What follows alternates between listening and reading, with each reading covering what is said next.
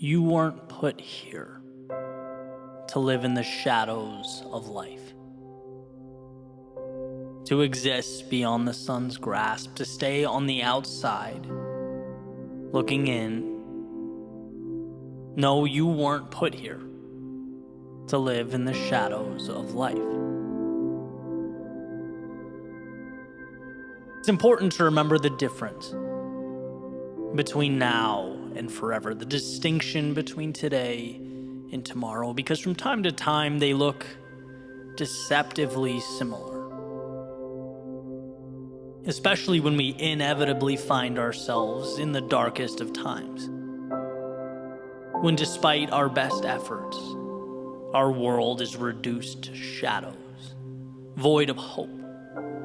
When tomorrow and today have merged into one endless entity, it always seems to be in these times that we forget that right now is just a moment, not an assigned permanence, but a bridge to something great. As Viktor Frankl says, if there is meaning in life at all, then there must be meaning in suffering. We all suffer, we all hurt, we all go through periods of time where we can't see or hear or feel anything beyond the darkness we find ourselves in, but it's there. Darkness cannot be defined without light. It's in the definition. Darkness is a partial or total absence of light. They need each other, darkness and light. The one thing that can bring darkness to its knees is out there, everywhere, all around it. And if there was ever a reason to be hopeful, enthusiastic, if there's ever a reason to believe, it's that a new life is always a light switch away. It's that darkness is as temporary as the day. And the antidote requires only that you believe it to be true. Only that you find the resolve to reach one foot out, to remind yourself of the sun's warmth and the infinite beauty of a world beyond this temporary darkness, because you weren't put here to live in the shadows of life, but to reemerge like a rocket through the Earth's stratosphere, to swing from star to star like life is a playground and you make the rules. And I think when we look back, we'll be nothing but grateful for those times of darkness. They, in a sense, prepared us for the road ahead by giving us what we need most: perspective, life lessons, a roadmap to follow.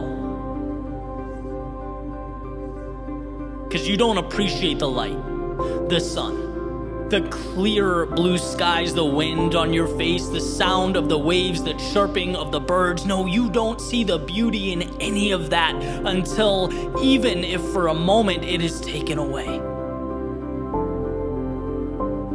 You don't learn about life's abundance until you come face to face with scarcity. You don't learn to give until you've had your world taken away. You don't learn to love until you've experienced heartbreak. You don't learn courage until you've been overcome by fear. You don't learn to grow until you've been truly stuck. You don't learn to believe until you've looked in the mirror and doubt peers back. You don't know who you are until you learn what you're not. See, everyone finds themselves having wandered into the dark, sometimes of their own volition, sometimes of fate. But like leaves changing color in the fall, the earth on its journey around the sun, a wave emerging and falling back into that which it came, it is not an end, but a beginning.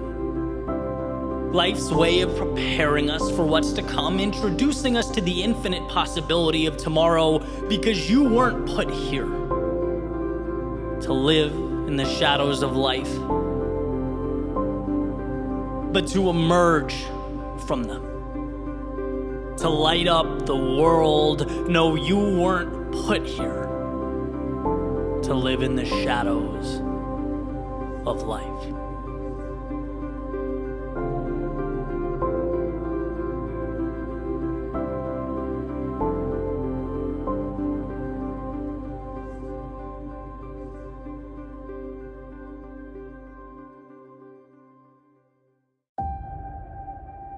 When the ground beneath us shakes, we crave stability. When the heavens open up and rain pours down, we run for shelter. When life presents us with vagueness, with flashes of possibility, we long for mastery. It's more instinct than anything else. But could it be that that instinct that we run to like moths to a flame is leading us astray, that it doesn't have our best interests at heart? Could it be that we're so worried about protecting and maintaining an acceptable image for the world that we forget to build something internally that's worth protecting? What if that shaking is what brings down the foundations that held us back? What if that rain washes away the limits of yesterday as we evolve into something more?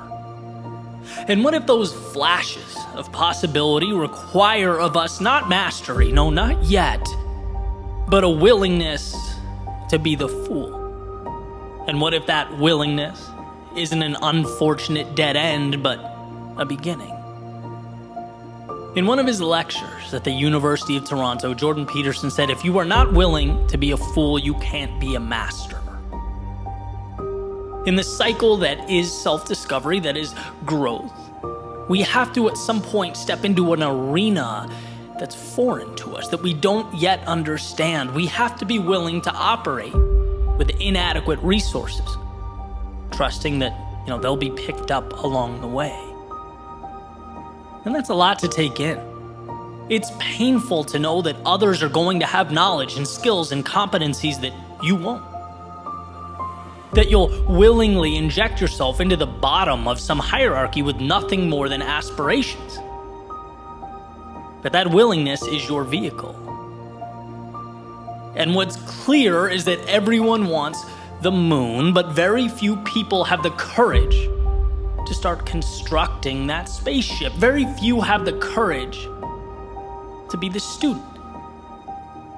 That's why our inclination is to quit when we can't snap our fingers and magically be on our way, when we can't leap past that wandering around the unknowns.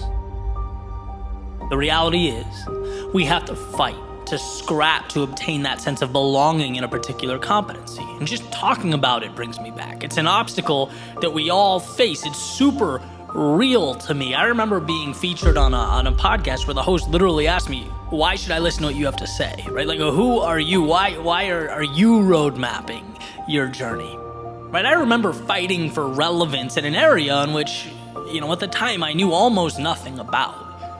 And I love how Peterson articulates this battle. He says at some point, you'll want to make a change and you'll feel like an imposter. And guess what? You are. But you have to be. You'll ultimately feel worse if you don't do it. That's imposter syndrome. Feeling like a stranger in your own body. And guess what? It's not wrong. It's just a beginning. I like explaining it like jumping into a cold pool.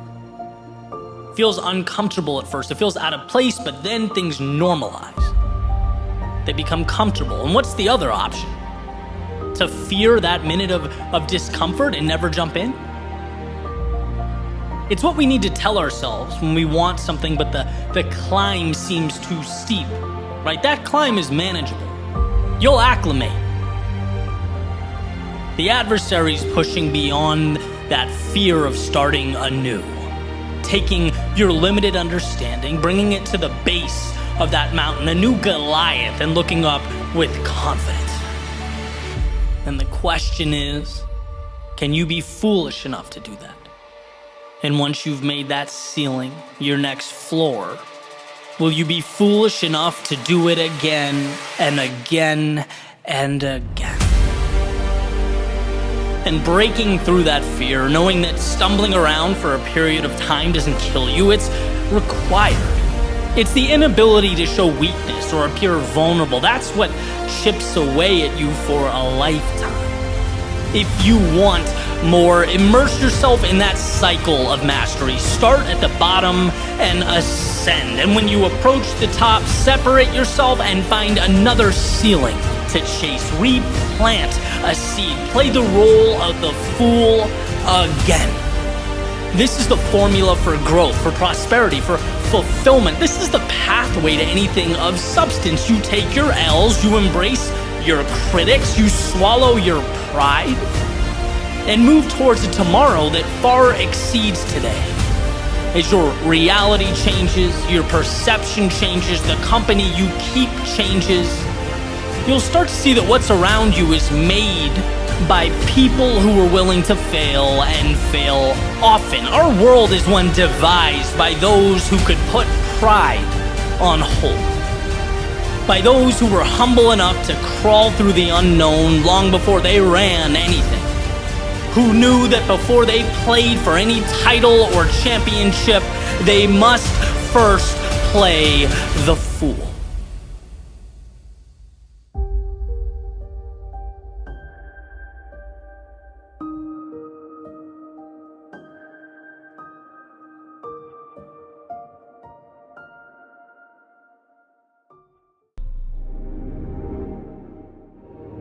Your eyes do not create, they obey.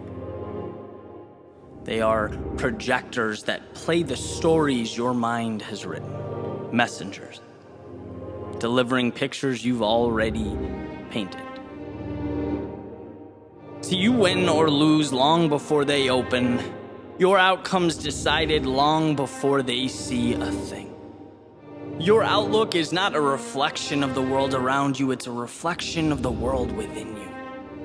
And I wonder how we can be so lucky as to have the opportunity to literally create our own reality, yet we position ourselves so that we're disadvantaged. We act as though the wake of the boat is more powerful than the wheel that steers it.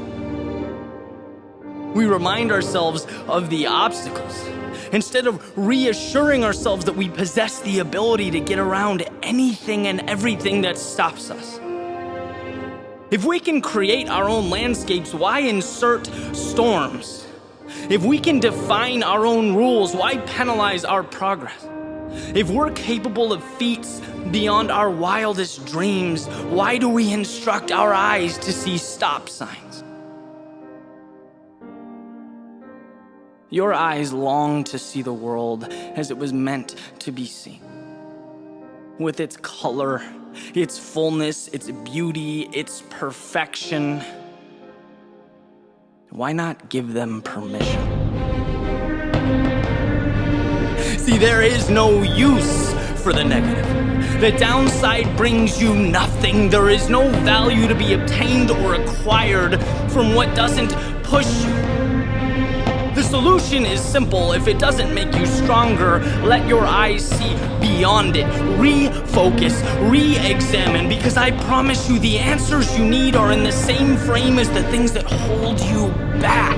The problems, they are the solutions. The opportunities, they are the risk. Life is that portrait, but it is entirely open to interpretation. See, the same people that see beauty, that find magnificence, they will always see it. They will always find it. In the downtimes, the winter periods of life, they'll feel it during the days when we look up and we wonder how in the hell these dots connect. They will run towards the chaos, find answers while others see what's not there.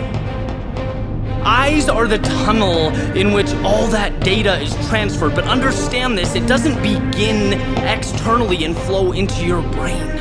No, reality, as you know it, it starts within and is projected out, pouring into every step you take, every handshake, every time you look up and smile. You are painting the world colors that correspond to your story, your paint by number. And when you can only see the things you don't want to see, when negativity bias latches on and attempts to hold you in place, realize that you are letting the wrong info in, subscribing to what doesn't serve you. So simply change the channel, step back, and look again one more time, because you are the author of your own story. So see it as you want to. Live it on your own terms.